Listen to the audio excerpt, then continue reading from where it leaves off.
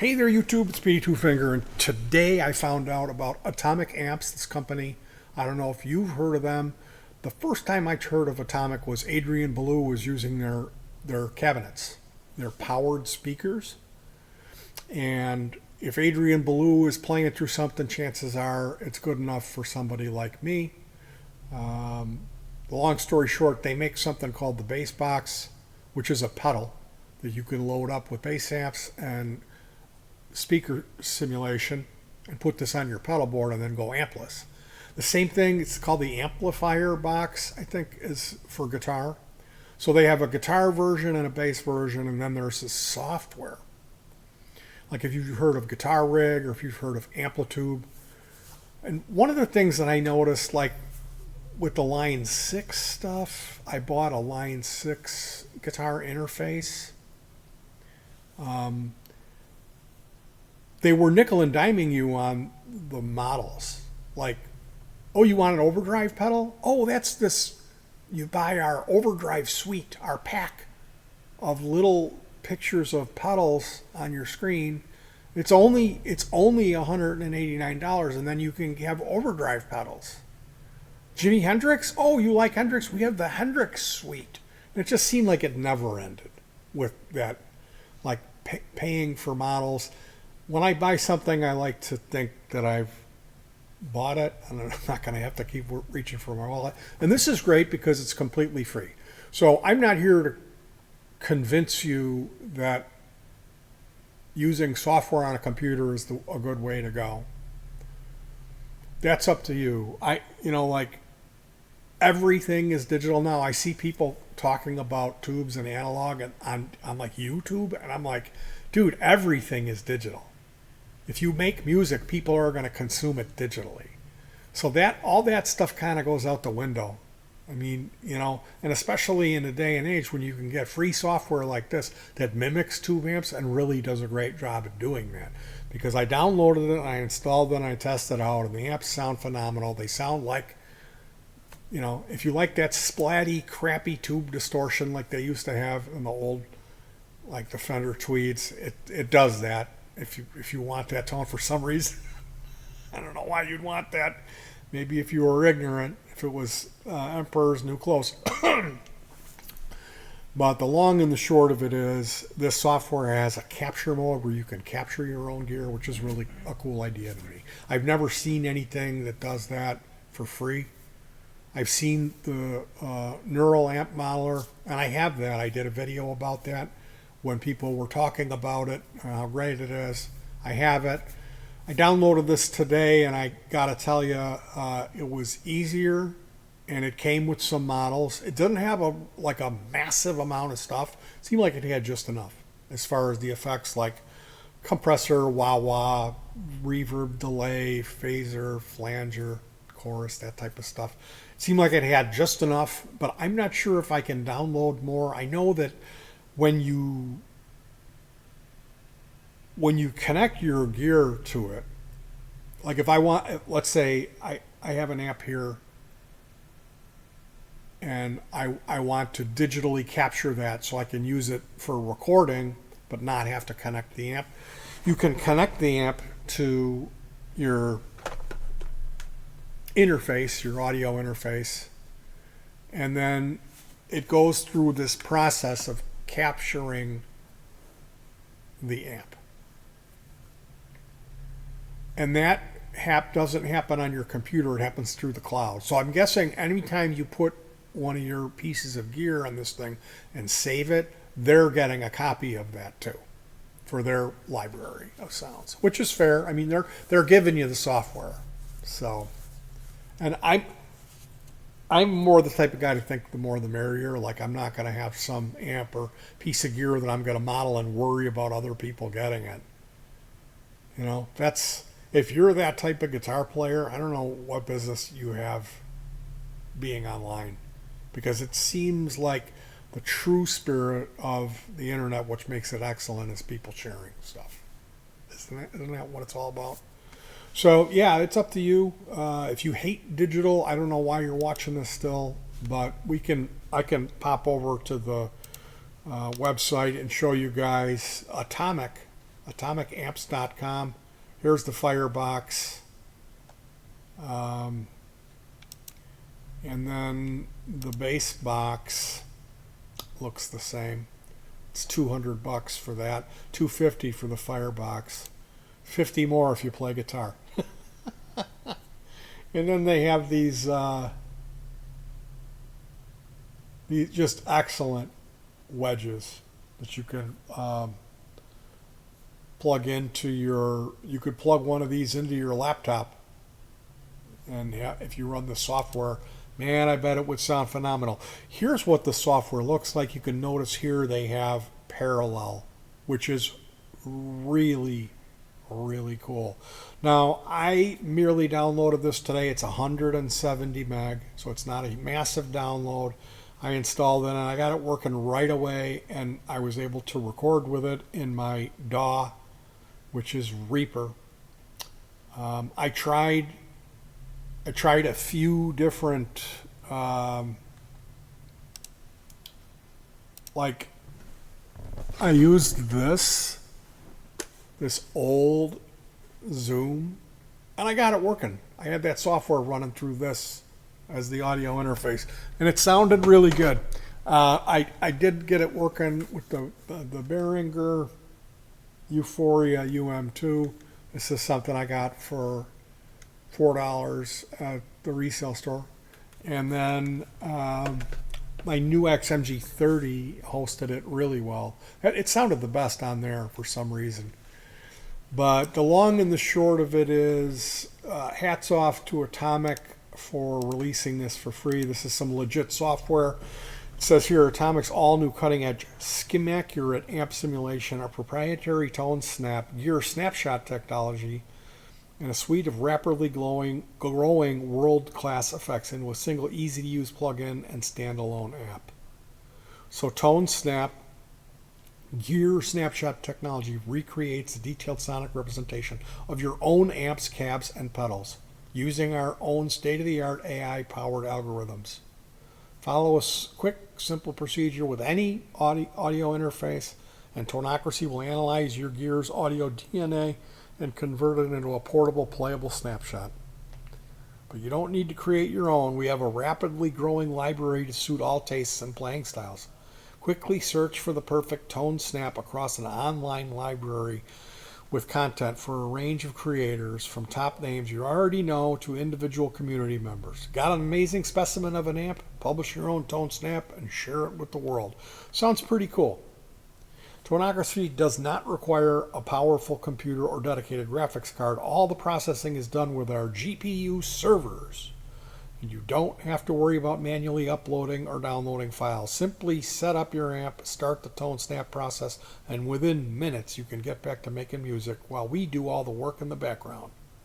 When everything is ready, with just a couple clicks, we'll bring the new tone snap into your personal library, ready to use. Frustrated by other capture or profiling technology that always sounds under or over gained or needs a particular piece of hardware to guarantee consistency? Tonocracy solves this problem once and for all. We've made sure the Tone Snap creators have all the tools that easily, precisely calibrate any audio interface, taking the guesswork out of gain staging. When using any Tone Snap created with our procedure, the experience is as if you plugged straight into the real amp. When sharing a tone snap with the other users, you can be confident it will sound as intended, regardless of their interface. So some bold claims. Now, Skim-Accurate is the modeling technology that leverages the best of both component modeling and AI-based techniques to produce stunningly accurate recreations of some of the greatest amps and gear of all time. The character and feel of each unique piece is faithfully preserved, and all the knobs respond and interact just like the original, making dialing in tones a breeze. Skim-Accurate modeling complements the Tone Snapshot technology, and you can expect both libraries to grow as we acquire new items for our collection. So they've got a couple examples listed here. I'm sure there's quite a few more. Yeah.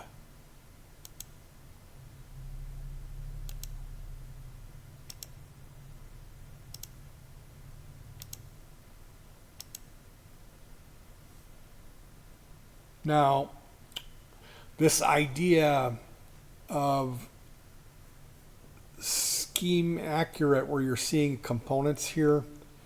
Um, the company I own two modelers that I've been using in the past 5 years. Um, I'm on the zero budget. I injured myself and life kind of kicked me to the curb. So thank goodness I have a wife to take care of me. But we don't have a lot of money. And I've been using the NUX MG30. In NUX, they have something called white box modeling. And the way that they describe it is like that they're actually entering in the schematics of these devices in order to model them. So I've heard of this concept before. All I can tell you is, I don't really know much about that end of it. It's just that the new XMG30 is phenomenal.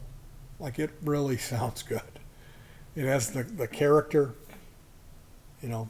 I mean, people talk about feel. I'm like, that's so far away from anything I would think. Like, well, this doesn't feel like a real tube amp. Doesn't feel like you have a pick. You're I don't understand that feel. I don't understand that. How that would feel. How do you feel? I don't understand that. I don't understand that. I've heard of like SAG and different concepts I can kind of explain or comprehend. All I can tell you is as time goes by, they come out with more stuff. And usually when something is new or outdating the other stuff is old, there's a difference in there where the newer stuff sounds better. And by that token of the screw, it should feel better too. So when we're talking about free amp modeling software, and if you're any kind of respectable guitar player in 2024, you're not going to hear the word digital, and that's not going to make you recoil in fear. You know what I mean? Analog and digital are two different things. You know, ultimately, if you're an apartment dweller and you're utilizing digital stuff to make recordings, if you're on your own, you're doing a one-man band thing, and you're modeling bass amps, you're modeling guitar amps, you're modeling synthesizers, you're doing soft synths. At the end of the day, when you play that song for that loved one, that friend, that coworker, you really think any of them are going to go, this song is good, but man, that guitar is modeled. It's not a real Blues Junior, is it? I can tell. And in the past few years, the technology has gotten to that level. You know, back in the day, like in the 90s, they'd have devices like this, and you change between the presets, and you could kind of tell they were changing. Like, it wasn't very accurate or good. And I think a lot of people went into Guitar Center with maybe their germanium fuzz face that their uncle gave them, and traded that in for some stupid Digitech RP thing that supposedly had everything on there and sounded terrible. So those people that are still butthurt about buying that Digitech RP360, you got to go. Okay, you need to go back to Guitar Center and try out what the new amp modelers sound like, because they don't sound like that anymore. Then there's no excuse for you to be taking shots at another guy because you have some big tube amp and he's playing through a line 6. That's not how it works. It's at this point in guitar, it's all been done. It's all been done. Everything's been done, including noise. So it's like, in the 80s, it seemed like it was just about speed. Like, how fast can you shred? And thank goodness we've gotten away from that, because I'm a really slow guitar player. I'm like, so thank you for joining me on this one today. I really do appreciate your time. When I find out about stuff like this that I think I get excited about it, I'm going to install it on my system. I always make sure that I let you guys know. I come on here and tell you guys about it so you can experience that. And as far as this software goes, I tested it today. And the initial test, I really liked. Everything sounded really good. Everything that I tried sounded really good. It sounded realistic. It wasn't overly bright. That's the thing with some modelers. There's this hi-fi aspect to it. And you have to understand, like, if you're coming in from like a tube amp in a room, in a rehearsal studio or something, and you're going to try to compare that to what you're going to get out of one of these things, it's different. It's different. You have to forget about the amp in the room. That's what you give up when you do this. But as a recording tool, and even live, it's a no-brainer. This is a moot point. So I can't very well come on here and recommend this thing and say, oh, it's going to solve all your problems and it's perfect. But for free, you should definitely check it out. And I'm guessing because it's based on the community, and at this point it might more or less, depending on if it takes off or not. Like, if this turns into a thing where a lot of people use it, then that library could grow into a big thing. I mean, right now it's like everyone's just Helix. And I'm not very happy about that because of the price tag.